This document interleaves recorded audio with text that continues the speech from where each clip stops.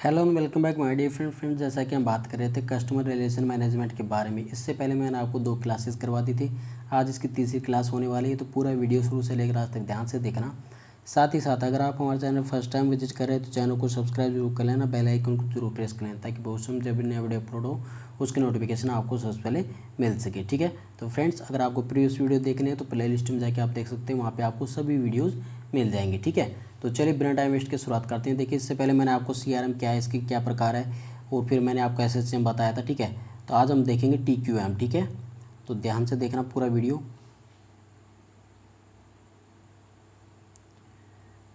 तो friends TQM, हाँ जी, TQM आज हम पढ़ने वाले हैं। ठीक है, TQM क्या है, इसके क्या लाभ है, इसके बारे में आज हम बात करेंगे। ये इसका CRM का बहुत इंपॉर्टेंट टॉपिक है।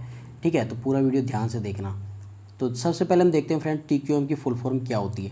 तो देखिए फ्रेंड, TQM की फुल फॉर्म क्या होती है, टोटल क्वालिटी मैनेजमेंट होती है। ठीक है, इंपॉर्टेंट है बहुत ज़्यादा, एग्जाम में डायरेक्टली पूछा जाता है कि TQM की फुल फॉर्म क्या होती है। ठीक है, फर्स्ट बात तो यही क्वेश्चन यहाँ से बनता है कि TQM की फुल फॉर्म क्या होती है।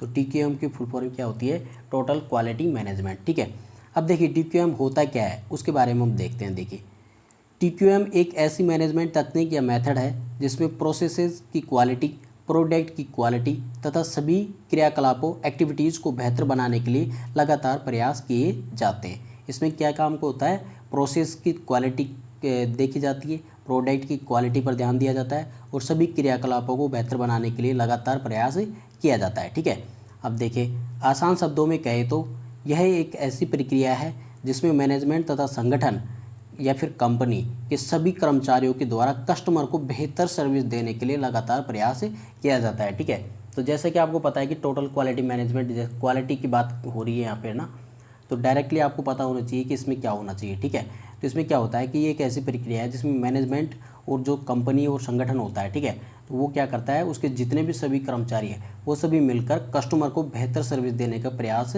करते हैं लगातार। ठीक है, चलिए आगे देखते हैं। देखिए इसमें क्या क्या होता है। और देखिए, ऑर्गेनाइजेशन में ऊपर से लेकर नीचे तक के कर्मचारियों की भूमिका क्वालिटी प्रोडक्ट उपलब्ध कराने में तथा कस्टमर को अच्छी सर्विस देने में होती है। जितने भी कर्मचारी होते हैं ना, ऊपर से लेकर नीचे तक, चपरासी सब कुछ, ठीक है, तो उनका सभी का काम क्या होता है कि कस्टमर को अच्छी सर्विस देना। ठीक है, और उसको क्वालिटी प्रोडक्ट उपलब्ध कराना। ठीक है, तथा TQM किसी एक विशेष प्रोजेक्ट या प्रोडक्ट पर आधारित नहीं होता, बल्कि यह पूरी ऑर्गेनाइजेशन पर आधारित होता है। ठीक है, ये TQM क्या होता है कि एक विशेष प्रोजेक्ट या प्रोडक्ट पर आधारित नहीं होता, बल्कि ये पूरी ऑर्गेनाइजेशन पर आधारित होता है। ठीक है, चलिए बात समझ में आ गई यहाँ तक, आगे देखते हैं। देखिए, यह एक ऐसी प्रक्रिया है जिसमें एरर्स तथा डिफेक्ट्स को हटा दिया जाता है तथा कस्टमर को बेहतर सुविधा उपलब्ध कराई जाती है। इसमें क्या होता है कि एरर्स और डिफेक्ट्स को हटा दिया जाता है, जो भी प्रोडक्ट बनता है, ठीक है, उसके अंदर जो भी एरर आती है या फिर कोई भी डिफेक्ट होता है तो उसको हटा दिया जाता है और फिर उसकी जगह अच्छा प्रोडक्ट तैयार किया जाता है और उसको कस्टमर को प्रोवाइड करवाया जाता है। ठीक है, चलिए आगे बात करते हैं इसके बारे में। देखिए, कभी भी यह याद रखना चाहिए कि कोई भी कस्टमर जब किसी कंपनी के प्रोडक्ट से खुश या सेटिस्फाई होता है तो वह उस प्रोडक्ट या तथा कंपनी के बारे में और लोगों को भी बताता है, तो ज़्यादा से ज़्यादा लोग उससे जुड़ते हैं। इसलिए टोटल क्वालिटी मैनेजमेंट बहुत ही ज़रूरी होता है। तो देख ले जी, आपको समझ में आ गया होगा कि टोटल क्वालिटी मैनेजमेंट कितना इंपॉर्टेंट टॉपिक है, क्योंकि यह उसी से CRM से रिलेटेड है डायरेक्टली। ठीक है, तो आपको ध्यान से इसको पूरे वीडियो को देखना है। ठीक है, नेक्स्ट बात करते हैं। देखिए TQM के बारे में। TQM सबसे पहले कस्टमर को ध्यान में रखकर शुरू किया जाता है। TQM को सबसे पहले कस्टमर को ध्यान में रखकर शुरू किया जाता है और कभी ख़त्म नहीं होता है, क्योंकि इसके जीवन काल का कमिटमेंट ही क्वालिटी को लगातार बेहतर बनाना होता है। इसके पूरे जीवन काल का कमिटमेंट क्या होता है, ठीक है, कि क्वालिटी को जितना हो सके उतना ज़्यादा बेहतर बनाएं। ठीक है, चलिए देखिए, जो ये शब्द था TQM, इसको सबसे पहले विलियम डेमिंग ने 1980 में विकसित किया था तथा इसे हिंदी में, TQM को हिंदी में क्या बोलते हैं, संपूर्ण गुणवत्ता प्रबंधन। ठीक है, तो जो TQM मैनेजमेंट होता है, मतलब टोटल क्वालिटी मैनेजमेंट, ठीक है, तो उसको हिंदी में क्या बोला जाता है, संपूर्ण गुणवत्ता प्रबंधन। ठीक है, इसको 1980 में विलियम डेमिंग ने विकसित किया था। ठीक है, इंपॉर्टेंट याद रखना, ये भी डायरेक्टली क्वेश्चन बनता है। ठीक है, जी हाँ, देखिए प्रोसेस ऑफ TQM क्या होती है, ठीक है। इस प्रक्रिया में 4 भागों में विभाजित होती है। ये जो इसकी प्रक्रिया है वो 4 भागों में विभाजित होती है। कौन कौन सी? प्लान, डू, चेक और एक्ट। डायरेक्टली इसको शॉर्टकट में बोला जाता है PDCA साइकिल, ठीक है। तो ये PDCA साइकिल से ये पूरी प्रोसेस आपको समझाई जाएगी, ठीक है। जो PDCA साइकिल होती है उसके देखिए, अब इसको डायरेक्टली शॉर्टकट में बोला जाता है PDCA साइकिल, है ना। तो PDCA साइकिल किस प्रकार कार्य करती है, देखिए यहाँ पे प्लान के बाद में डू के बाद में चेक के बाद में एक्ट से वापस ये प्लान पे पहुँच जाता है, ठीक है। अब देखिए इसके बारे में एक एक करके हम पूरे जितने भी आपके ये चारों पार्ट हैं उनको देखते हैं। देखिए सबसे पहले प्लान देखते हैं। तो यह PDCA चक्कर का पहला स्टेप होता है। इसमें परेशानियों का आकलन किया जाता है और इन परेशानियों के आधार पर नए प्लान बनाए जाते हैं, ठीक है। फिर उसके बाद में आता है आपका डू में क्या होता है फ्रेंड्स, इस स्टेप में जो प्लान बनाया गया था उसको इम्प्लीमेंट किया जाता है और जो भी बदलाव किए जाते हैं उनको मूल्यांकित करने के लिए डॉक्यूमेंटेड कर लिया जाता है, ठीक है।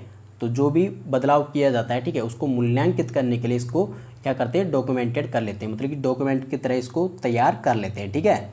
मतलब कि डॉक्यूमेंट्स के अंदर मतलब कि रफ वर्क उसका कर लेते हैं पूरा, ठीक है।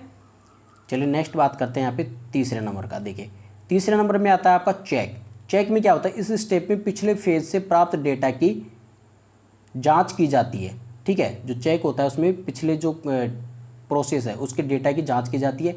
इसमें यह भी देखा जाता है कि जो प्लान किया गया था उसको अचीव कर लिया गया है या नहीं किया गया है, ठीक है। तो चेक में क्या होता है, जो पिछला इसका प्रोसेस होता है, ठीक है, जो पिछला फेज होता है, ठीक है, उससे जो प्राप्त डेटा होता है उसकी जांच की जाती है और इसमें यह देखा जाता है कि जो प्लान किया गया था उसको अचीव किया गया है या नहीं किया गया है, ठीक है। अब नेक्स्ट आता है आपका एक्ट में क्या करते हैं फ्रेंड्स, यहाँ पे देखिए एक्ट के बारे में देखते हैं। अब देखिए यह PDCA का आखिरी स्टेप है। इस स्टेप में ऑर्गेनाइजेशन के अन्य कर्मचारियों के साथ कम्युनिकेट किया जाता है और उनसे डिस्कस करके नए प्रोसीजर को इम्प्लीमेंट किया जाता है तथा इस नए इम्प्लीमेंटेशन की जानकारी अन्य लोगों को भी दी जाती है। जो ऑर्गेनाइजेशन के अन्य कर्मचारी होते हैं, ठीक है, उनको भी इस इम्प्लीमेंटेशन की जानकारी दी जाती है कि भाई इसके बाद अंदर ये चीज़ का इम्प्लीमेंट किया गया है, ठीक है। चलिए नेक्स्ट बात करते हैं। देखिए यहाँ याद रखने वाली बात यह है कि यह एक लगातार चलने वाला चक्र है। एक्ट स्टेप के बाद फिर से प्लान स्टेप पे आ जाता है, ठीक है। जो एक्ट स्टेप है वो लास्ट स्टेप है, उसके बाद में वापस से फिर से प्लान स्टेप पे आ जाता है, ठीक है। और यह एक लगातार चलने वाला चक्र है। तो PDCA साइकिल किस में होती है, टोटल क्वालिटी मैनेजमेंट में होती है। ये एक इस प्रकार से एक क्वेश्चन बनता है, ठीक है। तो आपको ये भी याद रखना है फ्रेंड्स। मैं फ्रेंड जो भी आपको बताऊँ ना बस उसको ध्यान से देखना, क्योंकि वहीं से जहाँ भी मैंने आपको बताया कि यहाँ से क्वेश्चन बनता है, यहाँ से क्वेश्चन बनता है, ठीक है, तो उस चीज़ को तो गौर से पढ़ना है, बस दिमाग में बिठा लेना है कि कहाँ से क्या क्वेश्चन बनता है, ठीक है। क्योंकि यही क्वेश्चन आपका जो मैं क्वेश्चन करवाऊंगा आपके लिए मैंने क्वेश्चन तैयार कर लिए सारे, ठीक है। बस आपको क्या करना है कि पूरा एक बार आपको पूरा ये इसका नोट्स आपको प्रोवाइड करवा दूँ पूरे, फिर उसके बाद में आपके क्वेश्चन चलेंगे बस, ठीक है। तो इसलिए मैं पहले आपके नोट्स पूरे कंप्लीट करवा रहा हूँ ताकि आपकी पूरी क्लासेस बिल्कुल करेक्ट तरीके से हो सके। फिर उसके बाद में आप जो भी क्वेश्चन करो उसमें आपको किसी प्रकार की कोई प्रॉब्लम ना आए, ठीक है। देखिए TQM का प्रभाव क्या होता है, नीचे दिए गए चित्र के द्वारा हम TQM के प्रभाव को समझ सकते हैं। देखिए TQM का टोटल क्वालिटी मैनेजमेंट का प्रभाव क्या होता है। अगर टोटल क्वालिटी मैनेजमेंट किसी प्रोडक्ट पर लागू किया जाता है तो उसका प्रभाव क्या होता है। देखिए इम्प्रूव क्वालिटी को इम्प्रूव होती है प्रोडक्ट या फिर किसी सर्विस की, ठीक है। इंक्रीज प्रोडक्टिविटी भी इंक्रीज होती है, लेस रिजेक्ट्स होते हैं और फास्टर जॉब होता है। अब इंक्रीज प्रोडक्टिविटी बढ़ेगी कब, जब लेस रिजेक्ट्स होंगे, कहने मतलब कि कम उसमें रिजेक्ट फॉल्ट्स होते हैं, ठीक है, एरर्स होती है, वो सबसे कम होगी तो फास्टर जॉब होगा, ठीक है। फास्टर जॉब तथा लेस रिजेक्ट्स होंगे तो इंक्रीज प्रोडक्टिविटी होगी, ठीक है, प्रोडक्टिविटी में इंक्रीमेंट होगा, ठीक है। नेक्स्ट है lower cost and higher profit. अब जैसे ही आपका अगर प्रोडक्ट अच्छा बनेगा तो उसकी कॉस्ट भी लोअर हो जाएगी, ठीक है, साथ में उसका हायर प्रॉफिट होगा, ठीक है, मतलब उसको वापस बनाने की ज़रूरत नहीं पड़ेगी, ठीक है। नेक्स्ट आपका बिजनेस ग्रोथ करता है और कॉम्पिटिटिव जॉब्स आपको प्रोवाइड किए जाते हैं और इन्वेस्टमेंट भी उसके अंदर बढ़ता है। मतलब कि जो अन्य लोग होते हैं वो भी उसके अंदर इन्वेस्टमेंट करने की सोचते हैं, ठीक है। अगर आपका क्वालिटी अगर अच्छा है आपके प्रोडक्ट का, ठीक है, तो क्या होता है कि बिजनेस की ग्रोथ होती है, उसमें कम्पिटिटिव होता है, ठीक है, मतलब कम्पिटिटिव जॉब्स की भी रिक्वायरमेंट होती है और इन्वेस्टमेंट भी उसमें बढ़ता है, ठीक है। चलिए बात करते हैं आगे। देखिए, अगर प्रोडक्ट की क्वालिटी बेहतर होगी तो प्रोडक्टिविटी बढ़ेगी, प्रोडक्टिविटी बढ़ेगी तो लागत में कमी आएगी, लागत में कमी आएगी तो मुनाफा ज़्यादा होगा, जिससे बिजनेस बढ़ेगा और जॉब्स, इन्वेस्टमेंट एवं कंपटीशन भी बढ़ेगा। ठीक है, यही बात तो मैंने आपको बताई थी अभी। ठीक है, जो आपका ये डायग्राम बनाया था, ये ब्लॉक डायग्राम, इसका यही तो मतलब है जो ये अभी आपको मैंने बताया। ठीक है, तो इसको भी ध्यान में देखना है, ध्यान से देखना है। ठीक है, नेक्स्ट बात करते हैं। देखिए, प्रिंसिपल्स ऑफ टीक्यूएम। टीक्यूएम के प्रिंसिपल्स क्या कौन कौन से होते हैं, तो इसके सिद्धांत कौन कौन से, प्रिंसिपल्स में मतलब सिद्धांत, तो इसके सिद्धांत निम्नलिखित हैं। पहला सिद्धांत देखते हैं इसका, कस्टमर फोकस। ठीक है, देखिए कस्टमर फोकस पहला सिद्धांत होता है इसका। इसमें क्या होता है कि कंपनी में कस्टमर की आवश्यकताओं के अनुसार तथा सेटिस्फेक्शन के आधार पर निर्णय लिए जाते हैं, और वैसे भी कोई भी कस्टमर तब सेटिस्फाई होता है जब अच्छी क्वालिटी का प्रोडक्ट कम दामों में उसको प्राप्त हो। आप सभी को पता है क्योंकि आप भी तो कस्टमर ही है। ठीक है, तो कस्टमर आप कब सेटिस्फाई होंगे, जब कोई भी अच्छी क्वालिटी का प्रोडक्ट कम दामों में प्राप्त हो।